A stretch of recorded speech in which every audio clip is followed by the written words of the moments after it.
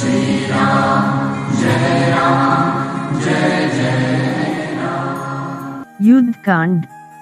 दक्षिणी महासागर के तट पर राम गहरे विचार में डूबे हुए थे। उसी समय रावण अपने महल में करीबी रिश्तेदारों और गणमान्य व्यक्तियों के साथ परामर्श करने में व्यस्त था। सभी राक्षसों ने सलाह दी कि वे राम से लड़े और उनका विनाश करें, लेकिन विभीषण ने अकेले ही आपत्ति जताई और सुझाव दिया कि सीता को राम के पास वापस भेज दिया जाना चाहिए। विभीषण की बात से क्रोधित हुए रावण को वह विषैला मालूम हुआ। उसने विभीषण का अपमान किया और कठोर वचनों से उसे श्राप दिया। यह सुनकर विभीषण भारी मन से अपने 4 सहयोगियों के साथ लंका छोड़कर समुद्र के दूसरे किनारे पर पहुंच गए। भीषण राम से, जो वानर सेना के मध्य बैठे हुए थे, शरण मांग रहे थे। हनुमान को छोड़कर सभी नेताओं ने विभीषण को शरण देने का विरोध किया। हनुमान ने लंका में जो कुछ देखा था और विभीषण के अच्छे स्वभाव के बारे में बताया। राम स्पष्ट रूप से प्रभावित हुए और पूरे दिल से प्रस्ताव स्वीकार कर लिया। राम ने लक्ष्मण से विभीषण को लंका का राजा बनाने का अनुरोध किया। हाथ जोड़कर और भरत की तरह विभीषण ने राम की चरण पादुका अपने सिर पर ले ली। विभीषण ने गहरे समुद्र से ढकी लंका, किलेबंदी, सैन्य शक्ति, सेना की उत्कृष्टता और शक्तिशाली कंधे वाले रावण की ताकत के बारे में विस्तार से बताया। वरुण ने सुझाव दिया कि गहरे समुद्र को पार करके लंका पहुंचने के लिए पत्थरों से भरकर एक पुल का निर्माण करना सबसे अच्छा तरीका है। वानर राजा सुग्रीव ने वानर वास्तुकार नल को जिम्मेदारी सौंपी। वानर सेना ने पहाड़ियों को तोड़कर पत्थरों और रेत के टीले लाए। इसे समुद्र में डालकर समुद्र के स्तर को और ऊपर उठाकर लंका तक का पुल बनाया, जिसकी लंबाई 100 योजन और चौड़ाई 10 योजन थी। यह पुल केवल 3 दिनों में बनकर तैयार हो गया था। महान राम, लक्ष्मण, वानर सेना सेनापति विभीषण और वानर सेना पुल पर चले। इसे पार करते हुए वे लंका के तट पर पहुँचे। क्रूर रावण ने राक्षसों को इकट्ठा करके राक्षस सेना का गठन किया और इसे युद्ध के लिए तैयार किया। सहृदय राम ने अंगद को शांति की बात करने के लिए दूत के रूप में लंका भेजा, लेकिन अहंकारी रावण ने बिना अंगद की बात सुने उस पर आक्रमण करना शुरू कर दिया। अंगद वापस लौटे और सुझाव दिया कि सबसे अच्छा निर्णय युद्ध पर जाना होगा, न कि शांति। इस प्रकार धर्म अधर्म, राम रावण, वानर राक्षस युद्ध, जो राम के अवतार का मूल उद्देश्य था, शुरू हुआ। वानर सेना ने समुद्र की तरह फैली चौड़ी खाई को भर दिया, शिलाखंडों और पेड़ों से उसे जमीनी स्तर तक उठा दिया और फिर ऊंची प्राचीर से कूदकर उसे पूरी तरह से नष्ट कर दिया। वानरों ने राक्षस सेना पर पत्थर और पेड़ फेंके। राक्षस सेना पीछे हट गई और भाग गई। यह सुनकर कि राक्षस सेना पूरी तरह से क्षतिग्रस्त हो गई थी और पीछे हट गई थी, शक्तिशाली रावण ने अकेले युद्ध के मैदान में जाने का निर्णय किया। जब राम व्यक्तिगत रूप से रावण से लड़ने के लिए आए, तो हनुमान राम को अपने शक्तिशाली कंधों पर ले गए और रावण के सामने खड़े हो गए, जो रथ पर था। राम और रावण के बीच युद्ध शुरू हो गया। पराक्रमी रावण और महान योद्धा राम द्वारा चलाए गए बाणों से आकाश पूरी तरह से ढक गया। पृथ्वी पूरी तरह से राक्षसों, बंदरों, हाथियों और घोड़ों की लाशों से ढकी हुई थी। महान योद्धा राम ने आक्रमण किया। उनके बाणों ने शीघ्र ही रावण के रथ, धनुष, सफेद छतरी और वीणा ध्वज, राज शक्ति का प्रतीक था, तोड़ दिया। रावण का मुकुट भी गिरा। युद्ध में प्रवेश करने वाला रावण युद्ध में सब कुछ खो चुका था और बिना किसी हथियार के अकेला खड़ा था। राम ने दया की और दया से रावण से कहा, आज वापस जाओ और कल वापस आओ। एक गिरे हुए चेहरे से चिंतित और उदास रावण अपने स्थान पर पहुंच गया, शिवलिंग के सामने बैठ गया और अपनी दुर्दशा और अपनी खेदजनक स्थिति पर विलाप किया। राजा रावण ने अपने भाई कुंभकर्ण को, जिसकी कोई चुनौती नहीं थी, गहरी नींद से जगाने का आदेश दिया और उसे राम से लड़ने का काम सौंपा। कुंभकर्ण ने रावण को सलाह दी कि सीता का हरण करना एक अनुचित काम कार्य था, लेकिन रावण उसकी बात सुनने के पक्ष में नहीं था। बिना किसी संकोच के अपने भाई के प्रति निष्ठा के रूप में वह भी युद्ध के मैदान में जाने के लिए तैयार हो गया। कुंभकर्ण ने रावण से अनुरोध किया कि कम से कम युद्ध के मैदान में उसकी मृत्यु के बाद सीता को छोड़ दें। वह अपने रथ पर चढ़ गया और एक बड़ी सेना के साथ रावण से विदा लेकर युद्ध के मैदान की ओर बढ़ गया। विभीषण ने अपने भाई कुंभकर्ण को युद्ध के मैदान में देखा और प्यार से उनके पास पहुँचे और उनसे राम की शरण में जाने का अनुरोध किया। कुंभकर्ण ने यह कहते हुए प्रस्ताव को अस्वीकार कर दिया कि वह अपने भाई रावण के प्रति कभी भी विश्वासघाती नहीं होगा। उन्होंने प्यार से विभीषण से वापस जाने और खुशी खुशी राम के साथ रहने का अनुरोध किया। शक्तिशाली शस्त्रों से यम को भी डराने वाले कुंभकर्ण ने वानर सेना को कमजोर कर दिया और नील, अंगद, सुग्रीव और हनुमान जैसे योद्धाओं को भी हतोत्साहित कर दिया। लक्ष्मण के धनुष से बाणों की वर्षा से राक्षस सेना के बिखराव और विनाश को देखकर कुंभकर्ण आश्चर्यचकित रह गया। कुंभकर्ण ने अपना रथ लक्ष्मण की ओर चलाया और वहां पहुंच गया। हनुमान के कंधों पर बैठकर लक्ष्मण ने कुंभकर्ण के रथ, सारथी और उसके हथियारों को नष्ट कर दिया। कुंभकर्ण सुग्रीव के पास पहुँचे, उन पर बुरी तरह हमला किया, गिरने पर उन्हें अपने कंधों पर उठा लिया और लंका की ओर ले गए। यह देखकर राम ने अपने शक्तिशाली बाणों से वायु मार्ग सहित सभी मार्गों को बंद कर दिया। राम राक्षसी कुंभकर्ण के हाथ और पैर काट दिए। कुंभकर्ण क्रोधित होकर अपने मुंह को शस्त्र के रूप में प्रयोग करने लगा और युद्ध करने लगा। जब कुंभकर्ण को पता चला कि मृत्यु निश्चित है, तो उसने राम के सामने आत्मसमर्पण कर दिया और अपने भाई विभीषण को रावण से बचाने के लिए राम से विनती की। कुंभकर्ण ने राम से अपना सिर काटने के लिए, अपनी पहचान छुपाने के लिए और अपने शरीर को गहरे समुद्र में फेंकने के लिए अनुरोध किया, ताकि कोई उसे देख न सके। राम ने अपने धनुष पर प्रत्यंचा चढ़ा दी और तीर चलाकर उसकी प्रार्थना पूरी की। रावण का पुत्र अतिकाय युद्ध करने के लिए आगे आया। लक्ष्मण ने उस पर ब्रह्मास्त्र का प्रहार किया, जिससे अतिकाय का सिर कट गया। कुंभकर्ण की मृत्यु सुनकर अतिकाय, उसके पुत्र कुंभ, निकुंभ, मेघनाथ, जिन्हें रावण के पुत्र इंद्रजीत के नाम से जाना जाता है, बहुत क्रोधित हुए और वे स्वयं युद्ध के मैदान में प्रवेश कर गए। मेघनाथ से लड़ते हुए वानर योद्धा बड़ी संख्या में मारे गए। वानर सेनापति भयभीत हो गए। विभीषण ने सलाह दी कि केवल लक्ष्मण ही मेघनाथ से युद्ध कर सकते हैं। रथ पर सवार इंद्रजीत और हनुमान के कंधे पर लक्ष्मण भयंकर युद्ध में शामिल हो गए।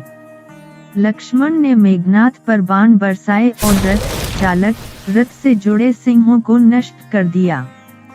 तभी लक्ष्मण के बाण मेघनाथ की रक्षा कवच को भेदते हुए उनकी छाती पर लगे। मेघनाथ निश्चल खड़ा रहा, रथ पर अपना धनुष थपथपाता हुआ और क्रोध से उबलता हुआ शत्रुओं का वध करना चाहता था। महान मायावी इंद्रजीत ने बादलों के पीछे छिपकर अपने प्रसिद्ध नागपाश अस्त्र छोड़ा। लक्ष्मण और वानर योद्धा सभी जहरीले प्रभाव से बेहोश होकर गिर पड़े। युद्ध के मैदान में पहुंचकर राम ने लक्ष्मण और अन्य लोगों को अस्त्र के प्रभाव से बंधे हुए देखा और टूटे हुए दिल और आंखों में आंसू के साथ विभीषण की बात सुनी, जिन्होंने सब कुछ जो घटित हुआ था सुनाया। स्वर्ग से सभी घटनाओं को देखकर गरुड़ राम के आंसुओं को सहन नहीं कर सके। जहां वह थे अपने मजबूत पंखों के साथ बहुत तेजी से उड़कर राम के पास आए। गरुड़ के आने से सारे सर्प तितर बितर हो गए और जितने भी उनसे बंधे थे सब छूट गए। गरुड़ ने विष्णु के अवतार राम से विदा ली और स्वर्ग के लिए प्रस्थान किया। लक्ष्मण और वानर सेना के साथ लंबे युद्ध से वे सभी मर गए। यह सुनकर रावण ने मेघनाथ को फिर से युद्ध के मैदान में भेजने का फैसला किया। इंद्रजीत एक बड़ी सेना के साथ और भीषण युद्ध उद्घोष के साथ युद्ध मैदान में प्रवेश किया और बड़ी संख्या में वानरों को नष्ट कर दिया। लक्ष्मण के साथ सीधी लड़ाई के बाद इंद्रजीत ने लक्ष्मण के एक शक्तिशाली हमले से अपना रथ और रक्षा कवच खो दिया। जब लक्ष्मण ने मेघनाथ पर ब्रह्मास्त्र छोड़ने के लिए स्वयं को तैयार किया, तो राम ने उन्हें यह कहते हुए रोक दिया कि तीनों लोग इसकी गर्मी सहन नहीं कर सकते। जब किसी का ध्यान नहीं गया तो इंद्रजीत ने अपने को बादलों के पीछे छिपा लिया और पलक झपकते ही राम की सेना पर एक शक्तिशाली ब्रह्मास्त्र फेंक दिया। लक्ष्मण और सभी वानर सेनापति ब्रह्मास्त्र के घुटन से अपनी श्वास खो दी और गतिहीन होकर पृथ्वी पर गिर पड़े। राम, जो घटना को नहीं जानते थे, युद्ध के मैदान में पहुंचे और मूर्छित लक्ष्मण, हनुमान, सुग्रीव और अन्य को देखा, विलाप किया, स्तब्ध हो रोया, बिना यह जाने कि आगे क्या करना है। वह अपने आप कुछ भी करने की लाचारी को सहन नहीं कर सके। राम ने लक्ष्मण को मृत व्यक्ति की तरह लेटे हुए देखकर अपने को भूलकर लक्ष्मण के शरीर को अपने सीने से लगा लिया और कल्पना से परे उदास हो गए। युद्ध के मैदान में पहुंचते हुए विभीषण ने पहले तो बेहोश हनुमान को देखा, उन्हें पुनर्जीवित किया और फिर दोनों ने जामवंत की खोज की और उन्हें जीवित देखा। जामवंत ने हनुमान को शीघ्रता से संजीवी पर्वत से दुर्लभ शक्तिशाली जीवन रक्षक संजीवनी बूटी लाने के लिए भेजा। जामवंत ने आगे उस स्थान तक पहुंचने का मार्ग और संजीवनी बूटी की पहचान के बारे में बताया। हनुमान ने अपने शरीर को एक बड़े आकार में बदल दिया, पर्वत की तरफ गए, पर्वत खोदकर पूरे पहाड़ को अपनी बाहों में पकड़कर ले आए। जैसे ही वे युद्ध के मैदान में पहुंचे, जैसे हवा में शक्तिशाली जड़ी बूटी की सुगंध थी, उससे गतिहीन लक्ष्मण और अन्य लोग जीवित हो उठे। लक्ष्मण को जीवित देखकर अत्यंत प्रसन्न हुए राम ने उन्हें गले से लगा लिया। तब राम ने हनुमान को उनके समय पर किए गए कार्य के लिए धन्यवाद दिया और उनके लंबे जीवन की कामना की। निकुंबाला नामक स्थान पर दुखद घटनाओं को दूर करने के लिए मेघनाथ एक शक्तिशाली यज्ञ करने के लिए दौड़ पड़े। उन्होंने यज्ञ पूर्ण होने तक उस स्थान को आक्रमण से बचाने की व्यवस्था भी की। विभीषण ने सलाह दी कि मेघनाथ को खत्म करने के लिए यज्ञ को विध्वंस करना चाहिए। लक्ष्मण, हनुमान और अन्य लोग निकुंबाला के लिए दौड़ पड़े। लक्ष्मण ने बाणों की वर्षा की और यज्ञ की रक्षा करने वाली राक्षस सेना को नष्ट कर दिया और फिर उन्होंने यज्ञ कुंड पर निशाना साधा और उसे नष्ट कर दिया और मेघनाथ के यज्ञ को अधूरा बना दिया। बहुत नाराज इंद्रजीत ने हनुमान और फिर लक्ष्मण से जमकर युद्ध किया। तीरों और अन्य हथियारों की बारिश हुई। अंत में लक्ष्मण ने एक बार फिर इंद्रजीत के युद्ध ध्वज रथ को नष्ट कर दिया। इंद्रजीत जादुई रूप से ओझल हो गया और लंका पहुंच गया। जब इंद्रजीत फिर तैयार हुए युद्ध के मैदान में जाने के लिए, अपने पिता रावण से कहा, यदि वह जीवित नहीं लौटा तो कम से कम सीता को छोड़ देना चाहिए। फिर वह रथ में चढ़ गया और जोर जोर से युद्ध के उद्घोष के साथ युद्ध के मैदान में पहुंचा और लक्ष्मण की तलाश की। दोनों आमने सामने आ गए और एक दूसरे पर बाण बरसाए। तब लक्ष्मण ने एक शक्तिशाली बाण चलाया और धनुष धारण करने वाले इंद्रजीत का बायां हाथ काट दिया। धनुष वाला हाथ जमीन पर गिर पड़ा। लक्ष्मण ने एक और भयंकर भयावह तीर चलाया, जिससे इंद्रजीत का सिर कट गया। दाहिना हाथ जिसमें त्रिशूल था और कटा हुआ सिर भूमि पर गिर पड़ा। अंगद मेघनाद का सिर राम के पास ले गया, उसे राम के चरणों में अर्पित कर प्रणाम किया और राम के सम्मान में उपहार स्वरूप देकर प्रणाम किया। भाग्यवश दशानन रावण और उसकी पत्नी मंदोदरी ने अपने बड़े बेटे मेघनाद के सिर रहित शरीर को देखना तय किया। दुहक की पराकाष्ठा में क्रोधित रावण ने शपथ ली कि वह उन सभी के सिर काट देगा जो उसके बड़े पुत्र मेघनाद के सिर को काटने के लिए जिम्मेदार थे। अपने दोनों पुत्रों अक्षय कुमार और मेघनाद को खोने वाली मंदोदरी को गहरा दुख हुआ। इस डर से बेहोश हो गई कि उसका सबसे प्रिय पति रावण भी सीता के प्रति उसकी जहरीली वासना के कारण मर सकता है। जैसे ही रावण ने अपनी पारंपरिक राक्षसों की सेना को बुलाया, सभी दिशाओं में और भारी संख्या में एक विशाल सीमाहीन समुद्र के रूप में वे सभी लंका में एकत्र हुए। एकत्रित सेना को राम और लक्ष्मण से लड़ने और नष्ट करने के लिए भेजा गया था, लेकिन इसके विपरीत वानर सेना ने जमकर युद्ध किया और उन्हें नष्ट कर दिया। रावण ने स्वयं युद्ध के मैदान में प्रवेश करने का फैसला किया। लक्ष्मण, हनुमान और अन्य सेनापतियों को वानर सेना की रक्षा करने का निर्देश देने के बाद राम ने स्वयं अपना धनुष उठाया और राक्षस सेना से लड़ने के लिए आगे आए। राम के धनुष से बरसे बाणों ने राक्षसों को नष्ट कर दिया।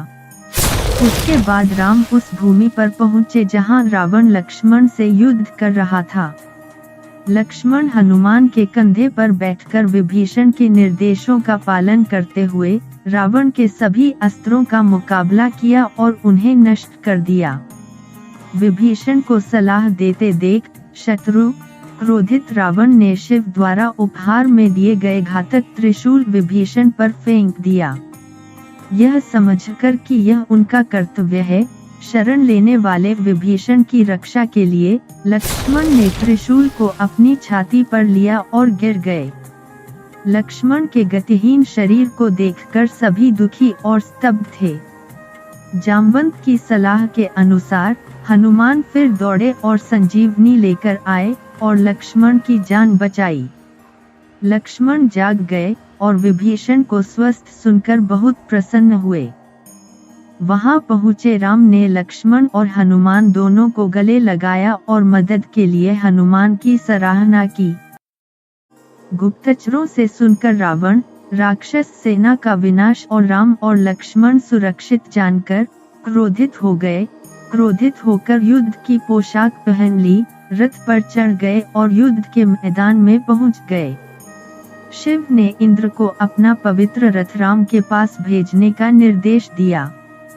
ठीक समय पर सारथी मथाली राम के सामने रथ ले आए। राम और रावण एक दूसरे के सन्मुख अपने रथों पर खड़े अपने अद्वितीय शक्तिशाली हथियार लेकर द्वंद्व के लिए तैयार हो गए। दोनों ने आसमान से कूदकर भयानक युद्ध किया। वहां इकट्ठे हुए देवों ने उनकी विवशता को देखा, चकित और दुखी हुए। राम ने रथ के झंडे को नष्ट कर दिया और रावण के सभी शक्तिशाली अस्त्रों और समान शक्तिशाली लोगों के साथ अन्य हथियारों का मुकाबला किया। फिर रावण के सिर और हाथ काट दिए, लेकिन वे बार बार उग आए। राम के धनुष से बरसे बाणों ने रावण के सारे सिर चकनाचूर कर दिए। तब राम ने रावण के पूरे शरीर को बाणों से ढक दिया। कमजोर और विचलित रावण बेहोश होकर गिर पड़ा। कुछ देर बाद वह फिर लड़ने के लिए खड़ा हो गया। राम ने उसके हथियार को टुकड़े टुकड़े कर दिया। अंत में राम ने ब्रह्मा के एक शक्तिशाली हथियार को छोड़ा। वह 4 सिर वाला हथियार रावण की छाती से छेदा, उसके शरीर को प्राणहीन कर दिया और बाहर निकल गया। रावण का क्रोधित चेहरा जमीन पर गिर पड़ा। राम रथ से नीचे उतरे और उसे वापस इंद्र के पास भेज दिया। राम ने तब विभीषण को रावण का अंतिम संस्कार करने का निर्देश दिया। विभीषण अपने भाई की बुरी वासना के कारण उसकी मृत्यु के बारे में सोचकर रोने लगा।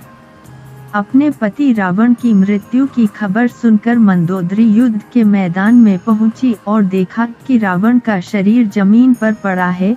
उस पर गिर पड़ी और फूट फूट कर रोने लगी। वह रोती रही, विलाप करती हुई कि क्या जीवन की तलाश में शरीर में इतनी निकटता में तीर मिले हैं, या क्या तीर सीता के प्रति उसकी वासना की तलाश में हैं। मंदोदरी एक प्रतिष्ठित गुणी महिला फूट फूट कर रोई, रावण के शरीर को गले लगा लिया और अपने प्राण त्याग दिए। विभीषण ने अपने भाई रावण, उसकी पत्नी मंदोदरी और कई अन्य लोगों के अंतिम संस्कार किया, जिनकी मृत्यु हो गई। राम के अनुरोध के अनुसार लक्ष्मण ने विभीषण को लंका के राजा के रूप राज सिंहासन पर प्रतिष्ठित किया। राम ने विभीषण को वस्त्र पहनाकर सीता को लाने के लिए भेजा। आदेश के अनुसार विभीषण सुंदर वस्त्र पहने सीता को ले आए। राम अचानक क्रोधित हो गए, अप्रत्याशित रूप से सीता के गुणों पर संदेह करते हुए कठोर शब्दों से चिल्लाए। सीता को पूरी तरह से हिला दिया। लक्ष्मण से अग्नि का निर्माण करने के लिए कहा। उसने उसे घेर लिया और हाथ जोड़कर अग्नि से प्रार्थना की, यदि शब्दों से या विचारों से या कर्मों से कलंकित हूँ तो मुझे जला दो, और बिना किसी संकोच के अग्नि में प्रवेश किया। अग्नि अपने पुण्य की जलती हुई अग्नि की गर्मी को बर्दाश्त नहीं कर सका। गड़गड़ाहट की आवाज के साथ सीता को अपनी बाहों में ले लिया, उठाया और सीता को राम को वापस अर्पित किया। शिव और ब्रह्मा वहां प्रकट हुए और घोषणा की कि राम विष्णु हैं और सीता लक्ष्मी हैं। दशरथ खुशी से स्वर्ग से उतरे और उन्होंने राम से अपनी पसंद का वरदान मांगने का अनुरोध किया। राम ने दशरथ से कैकेयी और भरत को जो उनके द्वारा त्याग दिए गए थे को स्वीकार करने की प्रार्थना की। दशरथ ने आश्वासन दिया और वापस स्वर्ग में चले गए। जब राम ने पूछा कि क्या उनके भरत के पास वापस जाने के लिए कोई वाहन है, तो विभीषण ने कुबेर से रावण द्वारा चुराए गए पुष्पक विमान प्रस्तुत किया। वानर, राक्षस और सेनापति उस पर मानव रूपों में बैठे थे। उस पर राम, लक्ष्मण, सीता के बैठने के बाद पुष्पक विमान ने उड़ान भरी। रास्ते में राम ने सीता को लंका नगर, युद्ध क्षेत्र, सेतु और अन्य स्थानों को दिखाया। किष्किंधा में विमान उतर गया। वानर रानियां भी विमान में सवार हुई और उन्होंने यात्रा जारी रखी। राम की इच्छा थी कि विमान को ऋषि भारद्वाज आश्रम के पास उतारा जाए, वहां उनके अतिथि के रूप में रहे और उनका आशीर्वाद प्राप्त करें। वैदिक विद्वान भारद्वाज ने उनका स्वागत किया, उनके साथ स्नेहपूर्ण व्यवहार किया। राम और अन्य उनके चरणों में गिरे और उन्हें प्रणाम किया और ऋषि ने उन सभी को हृदय से आशीर्वाद दिया। राम ने हनुमान से कहा, भरत के पास जाओ और उन्हें अपने आगमन की सूचना दो। हनुमान तेजी से उड़े, रास्ते में गुहा को सूचना देकर नंदीग्राम पहुँचे। भर्र, जब तक राम वनवास से नहीं लौटे थे, तब तक परेशान मन के साथ शत्रुघ्न से अनुरोध किया अग्निकुंड का निर्माण करने के लिए और उसमें प्रवेश करने और अपने जीवन का बलिदान करने के लिए स्वयं को तैयार किया। हनुमान ने एक विशाल शरीर के साथ आसमान से छलांग लगाई, राम के आने की सूचना दी और आग बुझा दी। हनुमान ने भरत और अन्य को राम द्वारा भेजी गई अंगूठी दिखाई। अंगूठी देखकर सभी खुशी के सागर में डूब गए। राम और अन्य लोग उस स्थान पर पहुँचे और पुष्पक विमान से नीचे उतरे। राम ने ऋषि वशिष्ठ और फिर माता कैकेयी, कौशल्या और सुमित्रा को प्रणाम किया। भरत ने दोनों चरण पादुकाओं को बड़ी श्रद्धा के साथ अर्पित किया और राम के चरणों पर गिर पड़े। राम ने उन्हें उठाकर गले से लगा लिया और उनकी आंखों में आंसू आ गए। उसके बाद राम और भाइयों ने अपनी पुरानी पोशाक उतारी, सरयू नदी में डुबकी लगाई और शाही पोशाक पहनी और सोने के रथ पर सवार होकर अयोध्या पहुँचे। वानर रानियों से घिरी सीता भी पुष्पक विमान में अयोध्या पहुंची। ऋषि वशिष्ठ ने बताया कि अगले दिन ही राम के राज सिंहासन के लिए शुभ है। ब्राह्मण के निर्देशानुसार माया ने एक भव्य भवन का निर्माण किया। हनुमान सुग्रीव के आदेश के अनुसार 7 समुद्रों और नदियों से पवित्र जल लाए। नारायण और लक्ष्मी जैसे स्वर्ण आसन पर बैठे राम और सीता पवित्र वाद्य यंत्रों की ध्वनि और वैदिक मंत्रोच्चार के साथ पारंपरिक मंगला स्नान किया। हनुमान ने सिंहासन धारण किया, अंगद ने तलवार धारण की, भरत ने राज्य शक्ति का प्रतीक सफेद छत्र धारण किया, शत्रुघ्न ने सफेद चमर लहराया। वैदिक विद्वान ऋषि वशिष्ठ ने राम का राज्याभिषेक किया। राम को असुर गुरु शुक्र और देव गुरु बृहस्पति द्वारा निर्धारित परंपरा के अनुसार राज्याभिषेक किया। फिर राम ने खुशी खुशी अपने छोटे भाई भरत को राजकुमार के रूप में ताज पहनाया।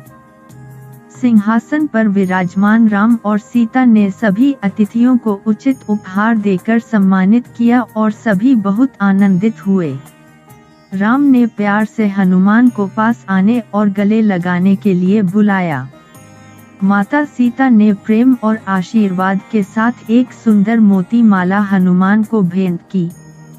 समुद्र से ढके लंका के नए राजा विभीषण को राम ने सूर्यवंश से संबंधित भगवान रंगनाथ विग्रह को प्रस्तुत किया। उसके बाद राम ने सभी मेहमानों से विदा ली।